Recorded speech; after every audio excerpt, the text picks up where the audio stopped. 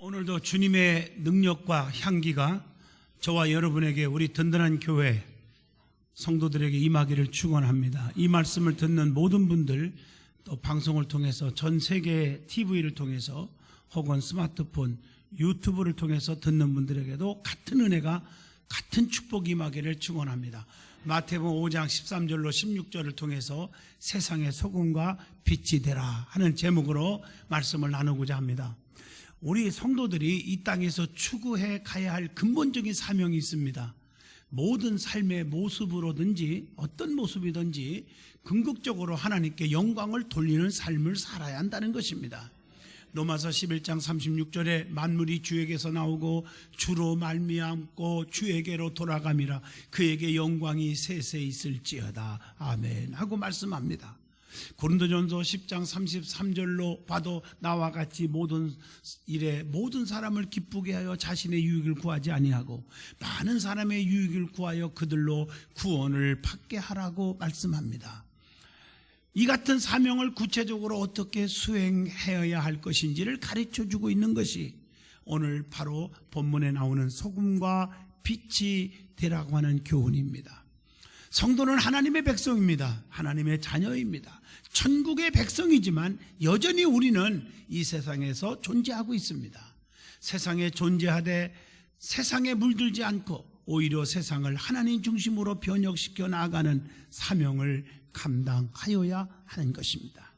이 사명을 감당하는데 너무 힘들고 고달프고 힘들지만 하늘의 미랄이 썩어지면 100배, 1000배로 열매 맺을 줄로 믿습니다.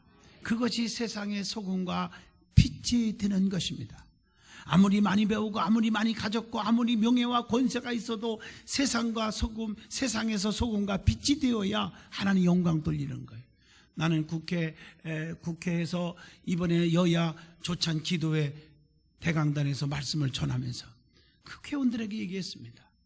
우리의 사명이 뭐냐? 왜 하나님께서 나를 국회에 보냈는가? 그 사명을 망각하면 안 된다는 거예요.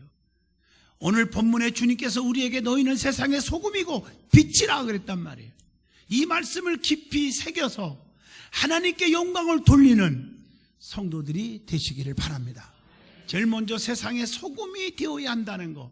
본문 13절 너희는 세상의 소금이니 만일 소금이 그 맛을 잃으면 무엇으로 짜게 하리요? 그 후에는 아무 쓸데없어서 다만 밖에 버려져 사람에게 밟힐 뿐이니라 라고 말씀합니다. 예수님께서 너희는 세상의 소금이라고 하셨는데 왜 그렇게 말씀하셨을까? 소금의 의미가 무엇인지를 생각해 봐야 합니다. 소금의 역할이 무엇입니까? 첫째, 소금은 맛을 내는 일을 하는 것입니다. 욥기서 6장 6절에 싱거운 것이 소금 없이 먹히겠느냐? 닭의 알 흰자위가 맛이 있겠느냐 하는 말씀이 있어요. 모든 음식에 소금이 들어가야 제맛이 납니다. 소금이 들어가지 않으면 아무런 맛이 나지 않습니다.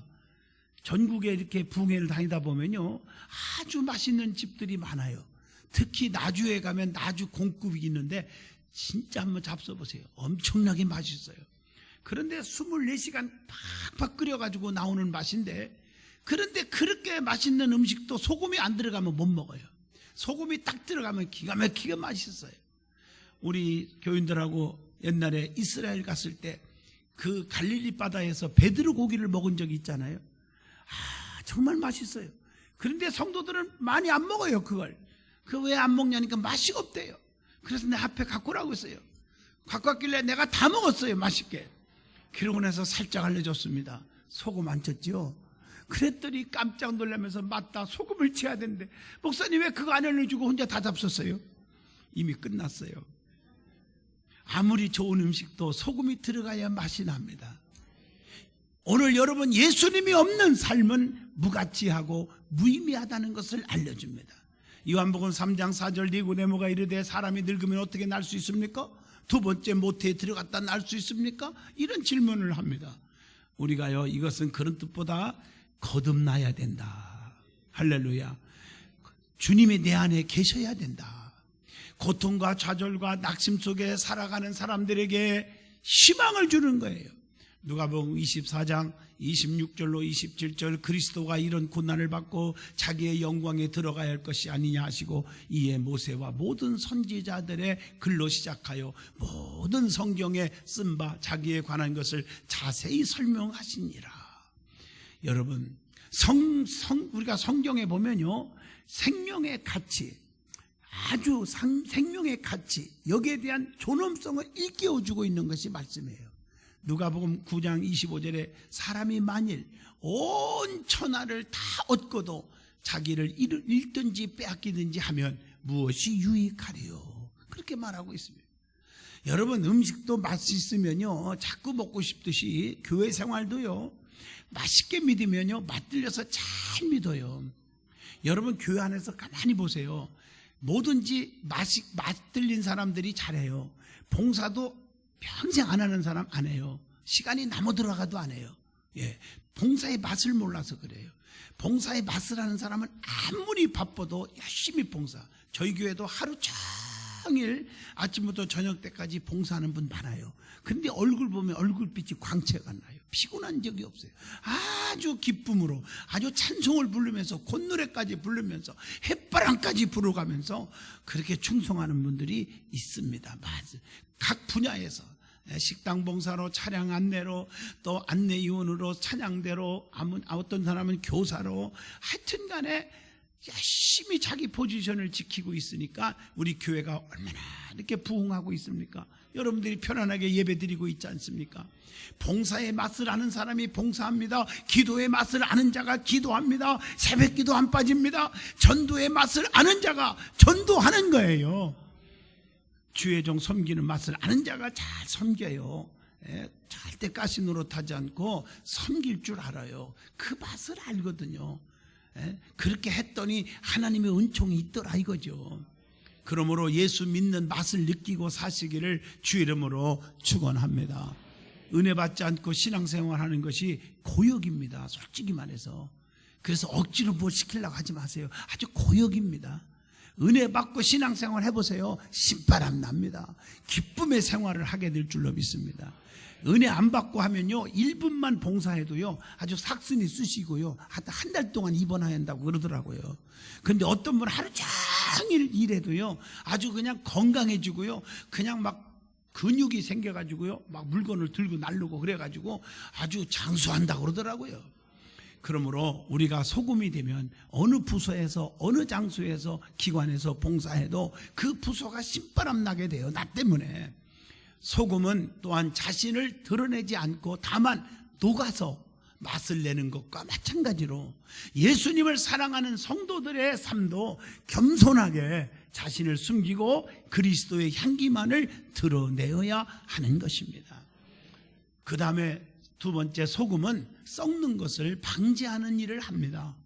고대 사회에서는요 소금이 가장 일반적인 방부제로 썼습니다. 소금은 물건들이 변질해서 부패하지 않도록 보호하는 데 사용되었음을 알 수가 있습니다. 그러므로 소금만 들어가면 변하지 않습니다. 썩지 않게 하는 것처럼 우리가 어느 곳에 있든지 변하지 않고 썩지 않게 하여야 합니다. 좀 시험거리가 오고 낙심되고 믿음 떨어지고 불평거리가 생기는 곳에 내가 그곳에 앉아있으면 그분들을 다 돌이켜서 하나님께로 교회로 가까이 하게 만들어주는 것이 소금입니다.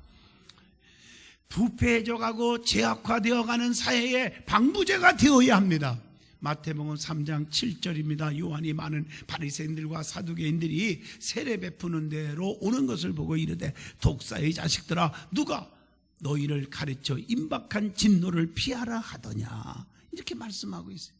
타락하고 방종한 세대에 경종이 되어 깨워야 합니다. 마태복음 15장 8절에 이 백성이 입으로는 나를 공경하되 마음은 내게서 멀도다. 교회 안에서 보면 입술로는 엄청나게 주님을 사랑하고 교회를 섬기는 것 같지 내가 중직이야 내가 우리 교회 일꾼이야 이렇게 말하는데 마음은 교회와 멀어진 분들이 많이 있다고 하는 경종을 울려주고 있습니다. 교만하여 하나님을 떠난 백성들이 돌아오게 해야 됩니다. 그게 소금의 역할이에요.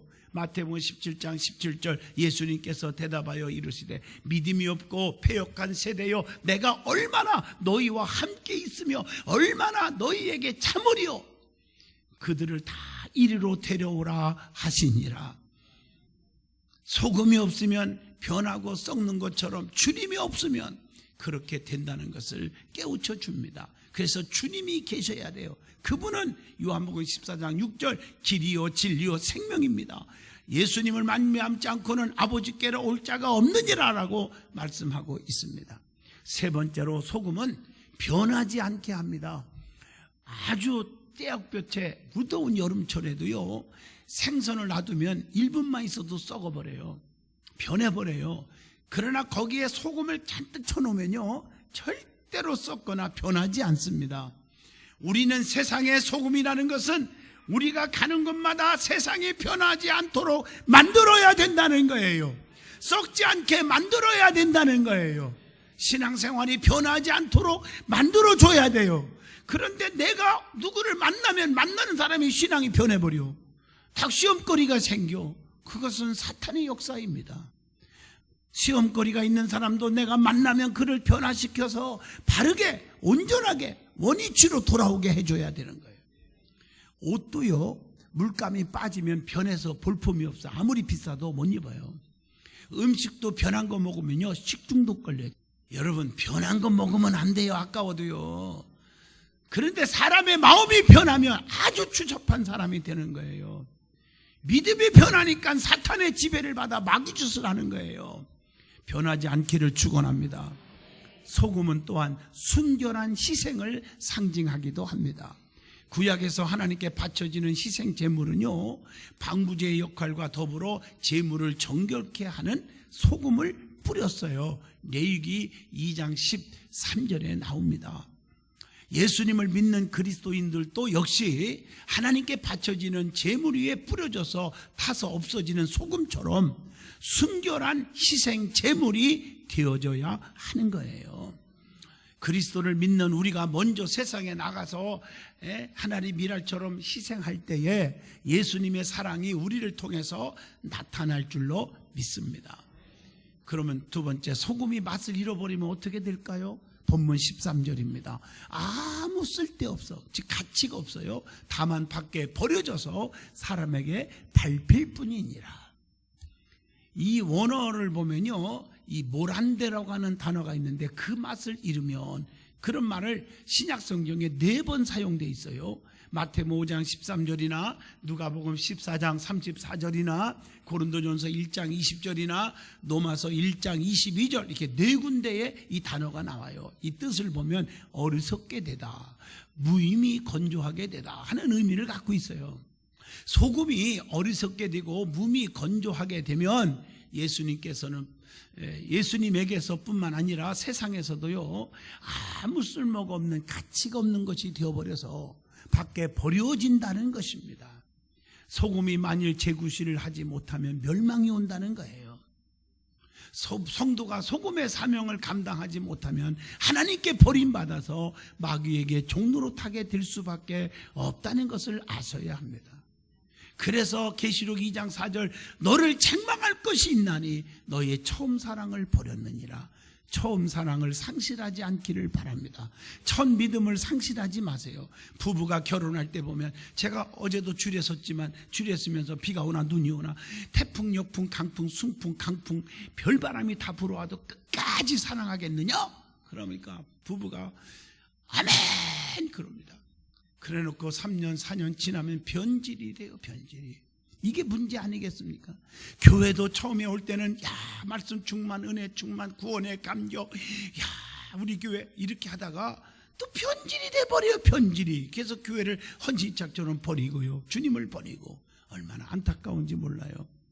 우리 이래서는 아니 될 줄로 믿습니다. 첫 믿음을 회복하고 초심으로 돌아가라, 변하지 말으라고 하는 말을 그렇게 전하는 것입니다. 그리고 갈라디아 4장 9절을 통해서 사탄의 노예가 되지 말라는 거예요. 이제는 너희가 하나님을 알 뿐 아니라 더욱이 하나님이 아신 바 되었거늘 어찌하여 다시 약하고 천박한 초등 학문으로 돌아가서 다시 그들에게 종노릇 하려 하느냐. 이렇게 책망하고 있습니다. 그리고 왜 그러느냐? 세상이 너무 좋은 거야. 세상을 너무 사랑해요. 그러지 말란 말이에요. 디모데후서 4장 10절 가슴 아픈 얘기를 합니다. 대만은 제자지만 이 세상을 너무 사랑해서 나를 버렸어. 그리고 데살로니가로 도망가 버렸어. 오늘날 말로 말하면 교회를 떠났어. 그리스도께는 갈라디아로 갔고 디도는 달마디아로 갔다. 다시 말하면 세상이 너무 좋아. 장가를 가니까 마누라가 너무 좋아. 교회도 버려요. 너무 부인이 너무 좋아. 서방이 너무 좋아. 돈이 너무 좋아. 사업이 너무 좋아. 자식이 너무 좋아. 세상이 너무 좋아.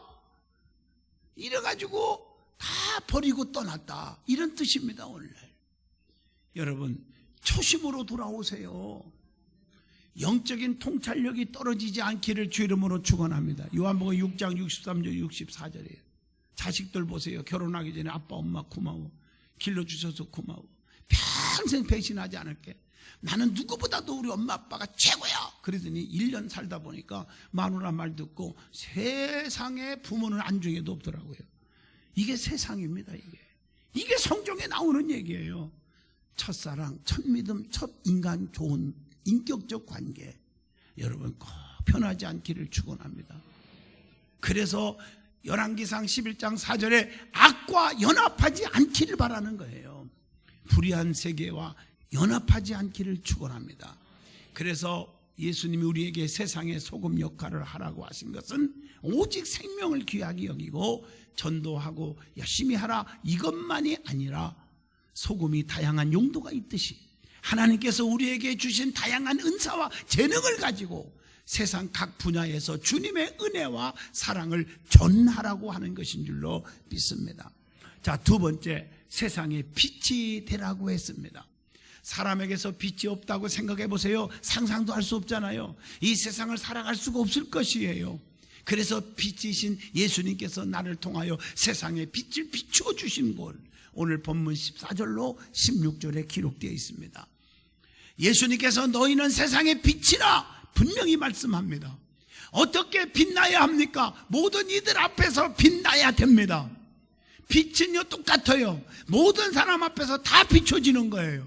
그 까닭은 예수님이 그의 사랑하는 자녀들에게 빛을 주신 것은 이 빛을 어디에 숨겨두라는 것이 아니라 널리 널리 비추라는 것이기 때문인 줄로 믿습니다. 그리고 빛으로 산 위에 있는 동네가 숨기지 못할 것이니라.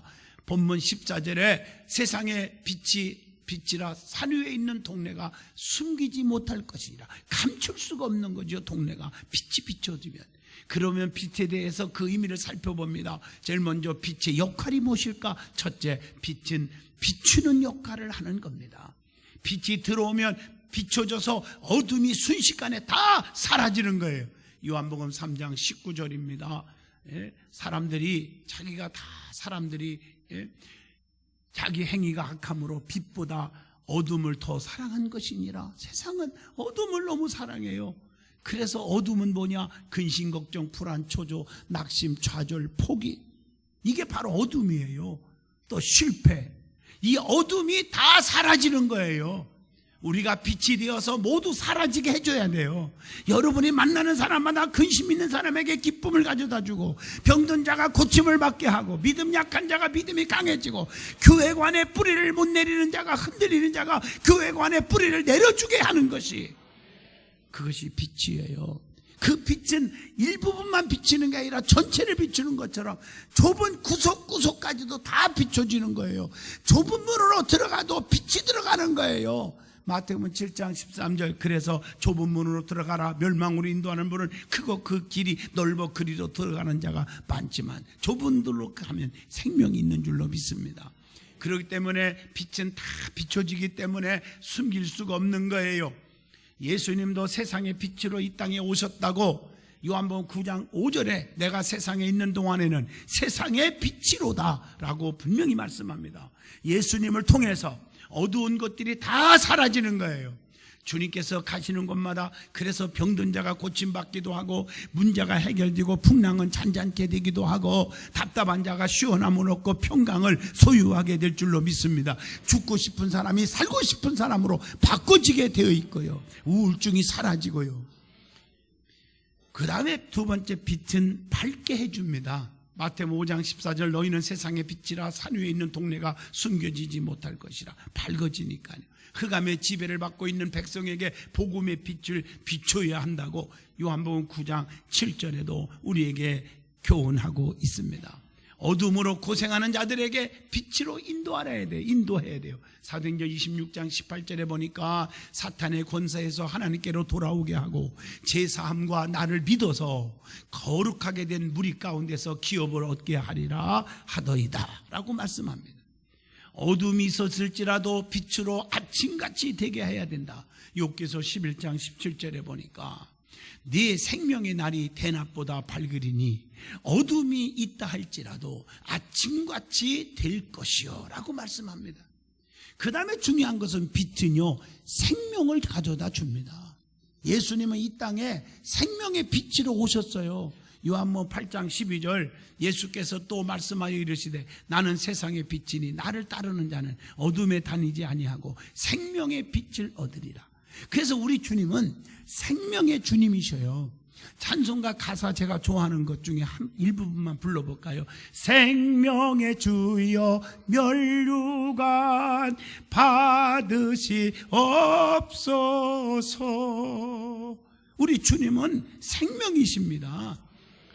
흑암에 있는 자들이 빛으로 봄으로 우리가 사망에서 생명으로 옮겨졌다고 요한복음 5장 24절에 내가 진실로 너에게 이르노니 내 말을 듣고 나 보내신 이를 믿는 자는, 예수님을 즉 믿는 자는 영생을 얻었고 심판에 이르지 아니하나니 사망에서 생명으로 옮겨졌느니라. 예수님께서 죄와 허물로 죽었던 저와 여러분을 살리셨습니다. 에베소서 2장 1절에 그는 허물과 죄로 죽었던 너희를 살리셨도다 라고 말씀합니다. 그 다음에 빛은 열매를 맺게 해줍니다. 만물이 빛으로 말미암아 소성케 되고 열매 맺는 것처럼 우리도 빛 되신 예수님을 만나면 소성케 되고 많은 열매를 맺게 줄 줄로 믿습니다. 그래서 모든 과일나무도 빛을 비춘 나무와 빛이 없이 자란 나무하고는 달라요. 모든 물고기들도요, 집에서 기르는 물고기들도 빛을 비춰주는 거와 캄캄하게 놔두는 거는 달라요. 여러분, 빛이 중요해요. 그래서 사람도 빛을 받아야 돼요. 여러분, 골다공증 뼈가 막 그냥 부실부실하고 그게 비타민 D가 없다고 말을 해요. 의학적으로 말하면. 그런데 그 비타민 D는요, 약을 먹고 주사 맞는 게 중요한 게 아니고요. 하루에 햇빛을 20분만 쬐도 비타민 D가 팍팍 생기는 거예요. 이 빛은요, 생명을 주고요, 열매를 맺게 하고요, 소성케 하는 일을 하는 줄로 믿습니다. 그 다음에 빛은 광채를 나게 합니다. 광채. 고린도후서 4장 6절 중생한 자에게 광채가 나게 한다고 했어요. 광채. 또 사도행전 6장 15절 보면 스데반 집사님이 돌로 맞아 순교하면서 스데반을 주목하여 보니 그 얼굴이 천사의 얼굴과 같더라. 기도하는 스데반에게는요, 이 광채가 났어. 광채가. 그리고 주님을 앙망하면 광채가 나요. 시편 34편 5절에 보니까 주님만 바라보는 사람 말이에요. 그들이 주를 앙망하고 광채를 내었으니 그들의 얼굴은 부끄럽지 아니하리로다. 할렐루야. 자, 그 다음에 빛을 사람 앞에 비춰서 착한 행실로 하나님께 영광을 돌리게 하라. 이게 오늘 본문 16절의 말씀입니다. 빛을 사람 앞에 비춰야 합니다. 믿음을 실천하게 해야 합니다. 그래서 야고보서 2장 17절 행함이 없는 믿음은 그 자체가 죽은 것이라. 행함이 있는 신앙을 가져야 합니다. 입술로만 충성, 전도, 사랑하지 말고 실천하는 자가 돼야 돼요. 그래서 선한 행실을 갖게 해야 합니다. 베드로전서 2장 12절 말씀입니다. 그것뿐만 아니라 히브리서 10장 24절 보면 서로 돌아보아서 사랑과 선행을 격려하며 상호간에 손에 손잡고 위로하고 덮어주고 용기를 주고 그렇게 하여야 되는 거예요. 뿐만 아니라 디도서 2장 7절 범사에 네 자신이 선한 일에 본을 보이며 교훈에 부패하지 아니함과 단정함과 우리는 본을 보여야 될 줄로 믿습니다. 야, 저 사람 보면 예수 믿을 맛이 나. 저 사람만 보면 기뻐. 저 사람만 보면 하나님이 계신 것 같아. 이래야 되는데, 야, 저 사람 하나님이 계신 것 같기도 한데 저 사람만 보면 하나님 안 계신 것 같아. 이러면요 심각한 사람입니다. 이건요. 그런 분들 있어요. 오래 믿은 사람들 가운데 많아요. 선한 일을 힘쓰게 해야 돼요. 그래서 디모데전서 6장 18절, 선을 행하고 선한 사업을 많이 하고 나눠주기를 좋아하며 너그러운 자가 되게 하라. 성경에 이렇게 권면하고 있지 않습니까? 두 번째로는 하나님께 영광을 돌리게 하여야 한다. 우리의 신앙 궁극적인 목적은 하나님께 영광입니다. 그러기에 성경에 하나님께 영광을 돌리라는 말씀이 수없이 많이 기록되어 있습니다. 보면 마태복음 5장 16절에 착한 행실로 하나님께 영광을 돌리게 하라. 고린도후서 9장 13절, 모든 사람을 섬기는 너희의 후한 연보로 헌금으로 말미암아 하나님께 영광을 돌리게 하라. 요한복음 15장 8절 보면 너희가 열매를 많이 맺으면 내 아버지께서 영광을 받으실 것이요 너희가 내 제자가 되리라. 과실을 많이 맺음으로 감사함으로 하나님께 영광을 돌려야 될 줄로 믿습니다. 그게 고린도후서 4장 15절입니다. 너희의 모든 것이 너희를 위함이니 많은 사람의 감사로 말미암아 은혜가 더하여 넘쳐서 하나님께 영광을 돌리게 하려 함이니라. 하나님께 영광이에요. 베드로전서 4장 11절 봐도 하나님이 말씀하시는 것 같이 말하므로 하나님께 영광을 돌리게 하려 함이니라고 말씀하고 계십니다. 그것뿐입니까? 고린도후서 1장 20절 보면 하나님의 약속은 얼마든지 그리스도 안에서 예가 되니, 아니오란 말이 없어요. 예가 되니 그런즉 그로 말미암아 우리가 아멘하여 하나님께 영광을 돌리게 되었느니라. 근데 많은 사람들은 예 하다가 시간이 많이 가고 신앙생활 오래 습관적으로 하다 보니까 불평이 생기고 모든 일마다 아니요가 나오더라고요. 그러니까 하나님 영광을 못 돌리고 하나님의 복이 없는 거예요. 예하고 아멘하여 하나님께 영광을 돌리라 그랬습니다.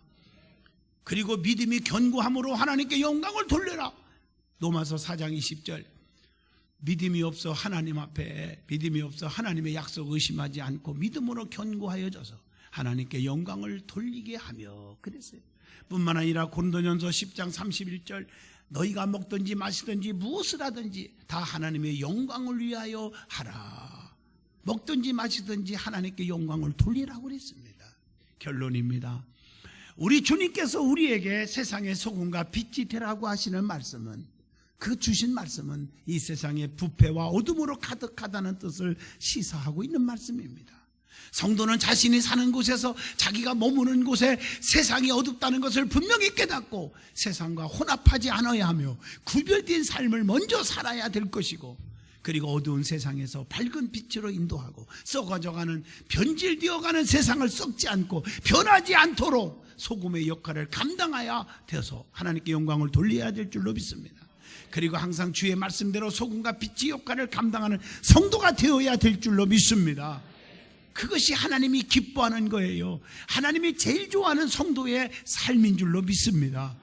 아무쪼록 너희는 세상의 소금이요 빛이라고 그랬으니 소금같이 빛같이 살아야 하나님 영광 받으시고 여러분의 삶에 시온의 대로가 열릴 줄로 믿습니다.